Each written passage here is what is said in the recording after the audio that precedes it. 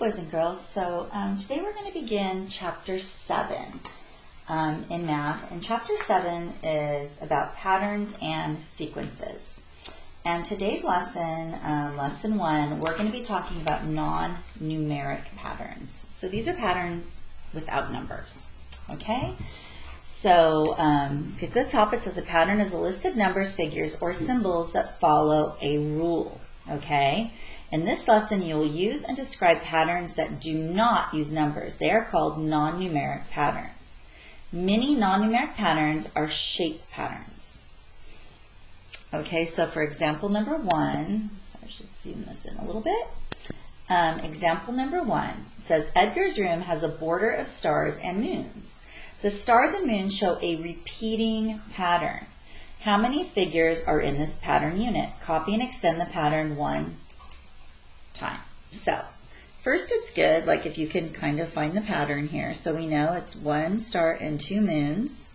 Okay. Each pattern unit has 1 star and 2 moons. And then the pattern repeats. Okay. So like it said here, it's a repeating pattern. All right. What they want you to do is they want you to extend the pattern. So copy the pattern as shown above, then draw another star and 2 moons. So they've already done these for you. And then you would simply just keep repeating that pattern. Not that that's star, but you'll keep repeating that pattern. So there are how many figures in this pattern unit? There are 3. Okay? This is a pattern unit. All right? So let's go ahead and now look at example 2. Okay? Patterns can also grow. They can get larger or smaller.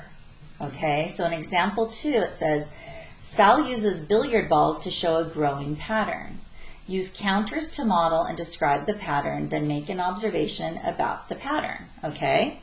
So you could use the counters or models, and you could begin with 1 counter like it has right here. So if we're looking at these billiards balls right here, so each row adds 1 more billiard ball. So place, or here, begin with 1 counter, so it goes right here.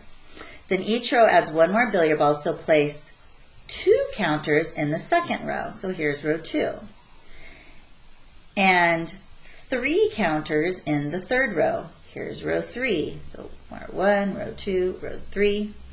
Continue adding counters until you have 5 rows. The pattern is add 1. The number of billiard balls in each row alternates between odd and even numbers. Okay? All right. And they made a table here for us. So row 1 has 1 ball. Row 2 has 2 balls. Row 3 has 3 balls. Row 4 has 4 balls. And row 5 has 5 balls. And the difference between example 1 is that example 1 is a repeating pattern and example 2 is a growing pattern. Okay? So, hopefully you will do great in this lesson. I'm pretty sure you will. I can't wait to see your pictures.